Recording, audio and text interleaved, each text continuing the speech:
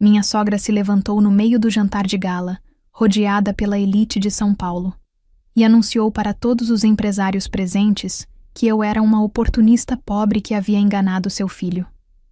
Ela revelou detalhes humilhantes da minha infância, expôs minha origem na periferia e riu enquanto os convidados cochichavam. O que ela não esperava é que eu levantasse logo em seguida e projetasse na tela do evento documentos que provariam anos de fraude do império milionário dela. Antes que a sobremesa fosse servida, a Polícia Federal já estava na porta. Se você gosta de histórias de justiça e reviravolta, deixe seu like agora, comente de onde você está assistindo e se inscreva no canal, porque essa história está só começando e você não vai querer perder nenhum detalhe do que aconteceu naquela noite. Meu nome é Carolina Fernandes e por muito tempo acreditei que amor era suficiente para superar qualquer diferença. Cresci em Diadema, periferia de São Paulo, dividindo um apartamento de 2 quartos com minha mãe e meu irmão mais novo. Minha mãe, Vera, trabalhava como faxineira em prédios comerciais no centro da cidade. Ela saía de casa às 5 da manhã e voltava depois das 8 da noite, com as mãos inchadas e o rosto cansado. Desde cedo, aprendi que nada seria dado de graça. Estudei em escola pública, fiz cursinho popular à noite, enquanto trabalhava de dia como recepcionista, e conquistei uma vaga em ciências contábeis numa universidade estadual. Me formei, fiz pós-graduação, e aos 30 anos já era auditora financeira em uma consultoria respeitada. Não construí minha vida em cima de sonhos. Construí em cima de planilhas, números e muitas noites sem dormir. Foi em uma conferência empresarial que conheci Rafael Almeida. Cabelo escuro, terno impecável, sorriso fácil. Ele estava palestrando sobre expansão imobiliária e gestão de patrimônio. Depois da palestra, nos esbarramos no coffee break. Ele perguntou minha opinião sobre um dado que havia mencionado e começamos a conversar. Não houve fogos de artifício, mas houve algo melhor. Uma conexão real, baseada em respeito e curiosidade genuína. Rafael era diferente do que eu esperava. Não ostentava, não falava sobre dinheiro, e parecia realmente interessado em quem eu era, não no que eu possuía. Nos encontramos mais vezes. Jantares simples, caminhadas no parque, conversas longas sobre sonhos e medos. Ele demorou meses para me contar sobre a família. Quando finalmente o fez, entendi o porquê. Beatriz Almeida, sua mãe, era uma das maiores incorporadoras imobiliárias de São Paulo. Nome em revistas de negócios, presença constante em eventos de caridade da alta sociedade, conexões políticas que atravessavam décadas. Rafael me avisou que ela era difícil, controladora, acostumada a escolher tudo na vida dele, inclusive as namoradas. Ele havia terminado relacionamentos anteriores sob pressão dela. Mas dessa vez ele disse: seria diferente. Ele tinha certeza de mim. Quando finalmente me apresentou a mãe, num almoço tenso em um restaurante no Jardim Europa, o olhar de Beatriz foi suficiente. Ela me avaliou dos pés à cabeça, notou minha bolsa modesta, meu vestido de marca nacional, e deu um sorriso que não chegou aos olhos. Durante todo o almoço, ela me fez perguntas que pareciam inocentes, mas eram afiadas como lâminas. Onde eu havia estudado? Onde minha família morava? Qual era a profissão da minha mãe? Semanas depois, Rafael me disse que ela não havia aprovado, mas ele estava decidido. Continuamos juntos, e por um tempo, ela apenas ignorou minha existência. Até que chegou o convite para o jantar beneficente anual da família Almeida. Rafael insistiu que seria uma oportunidade de ela me conhecer melhor, em um ambiente neutro, rodeada de outras pessoas. Eu deveria ter desconfiado. Deveria ter percebido que aquele jantar não era sobre aproximação. Era sobre exposição. Na semana que antecedeu o evento, uma inquietação tomou conta de mim. Não era apenas nervosismo social. Era algo mais profundo, visceral. Eu conhecia aquele sobrenome, Almeida Incorporações. Não apenas porque estava namorando Rafael, mas porque havia cruzado com ele antes, profissionalmente. 3 meses atrás, minha consultoria havia sido contratada, de forma anônima, para auditar irregularidades em uma série de empreendimentos imobiliários no litoral paulista. O cliente queria discrição absoluta. Queriam saber se havia indícios de superfaturamento, desvio de verbas públicas ou fraude fiscal. Eu liderei a equipe. E o que encontramos foi devastador. Dezenas de obras fantasmas, contratos inflados, suborno documentado a fiscais da prefeitura, empresas de fachada usadas para lavar dinheiro. Tudo levava ao mesmo lugar, Almeida Incorporações. Quando percebi a conexão, congelei. Tentei me afastar do caso, mas o material já estava pronto. Eu havia assinado o relatório. Guardei cópias de tudo, não por vingança, mas por precaução.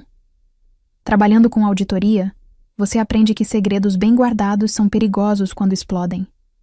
Eu não sabia o que fazer com aquela informação. Não contei a Rafael. Não queria destruir a família dele sem ter certeza de que era o caminho certo. Mas quando recebi o convite para o jantar, algo dentro de mim mudou. Passei dias montando um pendrive com os documentos mais comprometedores. Prints de e-mails com a assinatura de Beatriz autorizando pagamentos ilegais. Contratos fraudulentos, recibos falsos, planilhas que mostravam desvios milionários. Eu não planejava usar aquilo. Não naquela noite. Mas levei comigo, escondido na minha bolsa, como um escudo silencioso. Comprei um vestido preto simples, mas elegante. Prendi o cabelo. Respirei fundo antes de sair de casa. Quando o motorista que Rafael enviou me buscou, eu sabia que estava entrando em território inimigo. O salão de eventos ficava em Pinheiros, uma construção moderna de vidro e concreto com vista para a cidade iluminada. Quando entrei, fui recebida por um mar de rostos desconhecidos. Mulheres em vestidos de grife, homens de terno impecável, conversas sobre viagens para a Europa e investimentos em Miami. Eu não pertencia àquele mundo, e todos pareciam saber disso. Rafael me encontrou perto da entrada e segurou minha mão. Ele parecia nervoso, mas tentava disfarçar. Me apresentou a alguns conhecidos, primos distantes, sócios de negócios do pai, todos educados, mas distantes. Beatriz estava no centro do salão, rodeada de admiradores, vestida com um conjunto bege que provavelmente custava mais do que meu aluguel de 6 meses. Quando nossos olhares se cruzaram, ela acenou levemente e voltou a conversar com um empresário, como se minha presença fosse irrelevante. O jantar foi servido em mesas redondas decoradas com arranjos de flores importadas. Sentei ao lado de Rafael. Do outro lado da mesa, estavam a tia dele e um casal de investidores. A conversa fluía superficial, segura. Até que Beatriz se levantou. Bateu levemente na taça de cristal com uma colher, e o salão inteiro silenciou. Ela sorriu, agradeceu a presença de todos, falou sobre a importância da caridade e dos valores familiares. Então, o tom mudou. Ela começou a falar sobre pessoas que tentam se aproveitar de famílias bem estabelecidas, sobre oportunistas que enxergam apenas o sobrenome, não a pessoa. Meu estômago se contraiu. Ela olhou diretamente para mim e começou a falar. Sobre a menina da periferia que conheceu seu filho. Sobre como minha mãe trabalhava limpando escritórios.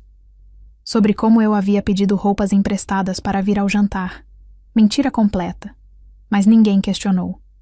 Risadas discretas começaram a ecoar. Rafael ficou pálido e tentou se levantar, mas ela o silenciou com um gesto. Eu senti todas as cabeças virando para mim, o calor subindo pelo pescoço, mas não me movi. Apenas respirei e comecei a contar mentalmente até 10. Quando Beatriz finalmente terminou seu discurso venenoso e se sentou, triunfante, eu me levantei. Minhas pernas tremiam, mas minha voz saiu firme. Agradeci a Beatriz pela honestidade. Disse que também acreditava em transparência e que, por coincidência, eu tinha algo a compartilhar com todos ali. Peguei o pendrive da minha bolsa. Caminhei até o projetor que estava sendo usado para exibir fotos da família Almeida. Conectei o dispositivo. Rafael me olhou confuso. Beatriz franziu a testa, ainda não entendendo o que estava acontecendo. Então, a primeira imagem apareceu na tela. Um contrato de obra pública superfaturado. Assinatura: Beatriz Almeida. O salão ficou em silêncio absoluto. Expliquei calmamente que, nos últimos meses, eu havia liderado uma auditoria que investigava fraudes no setor imobiliário, que havia encontrado anos de irregularidades, lavagem de dinheiro, suborno e contratos fraudulentos. Tudo ligado a Almeida Incorporações. Enquanto falava, as imagens mudavam na tela. E-mails comprometedores, planilhas detalhadas, recibos falsos. Beatriz ficou lívida. Ela tentou gritar, me chamar de mentirosa, de louca, mas sua voz saiu trêmula. Rafael olhava para a tela, depois para a mãe, em choque total. Alguns convidados começaram a se levantar e sair discretamente. Outros tiravam fotos da tela com os celulares. O caos estava se instalando. Eu desliguei o projetor e olhei para Beatriz. Disse a ela que, uma semana antes, eu havia entregado todo aquele material às autoridades competentes, que uma investigação formal estava em andamento, que, na verdade, eu não queria usar aquilo. Mas quando ela decidiu me humilhar publicamente, achei justo que todos soubessem quem realmente era a pessoa sem caráter naquele salão. Beatriz tentou se levantar, mas suas pernas falharam. Ela se apoiou na mesa. O marido dela, que havia ficado calado o tempo todo, olhava para o nada, como se estivesse processando o fim de tudo. Foi quando ouvimos as sirenes. Agentes da Polícia Federal entraram no salão, apresentando mandados de busca e apreensão. Beatriz foi informada de que estava sob investigação por crimes financeiros graves. Enquanto era escoltada, ela me encarou com um ódio que parecia capaz de queimar. Mas também havia algo mais. Medo, desespero, a certeza de que tudo estava desmoronando. Nos meses que se seguiram, o escândalo explodiu em todos os jornais. Almeida Incorporações foi lacrada. Bens foram bloqueados. Beatriz enfrentou múltiplas acusações criminais. E investigações revelaram que a fraude era ainda maior do que eu havia documentado. Rafael rompeu publicamente com a mãe, chocado ao descobrir que ela havia usado empresas que ele administrava para lavar dinheiro sem seu conhecimento. Ele me pediu perdão inúmeras vezes, mas eu precisava de tempo. O que aconteceu não foi culpa dele, mas a ferida estava aberta. Voltei para meu apartamento em Diadema, para a simplicidade que sempre foi minha. Recebi ofertas de grandes empresas de auditoria, impressionadas com minha coragem e integridade. Uma tarde, meu telefone tocou. Era minha mãe, Vera, a faxineira que Beatriz tanto desprezou. Ela me perguntou se eu estava bem. Eu sorri, olhando pela janela para o movimento da rua, e respondi que sim, que finalmente estava em paz, porque no fim descobri que dignidade não se compra, não se herda, e não pode ser tirada por ninguém, e que as pessoas que tentam te diminuir geralmente escondem algo muito pior do que qualquer origem humilde poderia revelar. Se você se identificou com essa história, deixe seu comentário contando o que você teria feito no meu lugar. Você teria exposto sua sogra mesmo sabendo das consequências? Se essa história te impactou, não esqueça de curtir o vídeo, se inscrever no canal e compartilhar com alguém que já passou por humilhação ou injustiça familiar. E não deixe de assistir o próximo vídeo recomendado, onde outra mulher corajosa conta como enfrentou sua própria batalha. Até a próxima!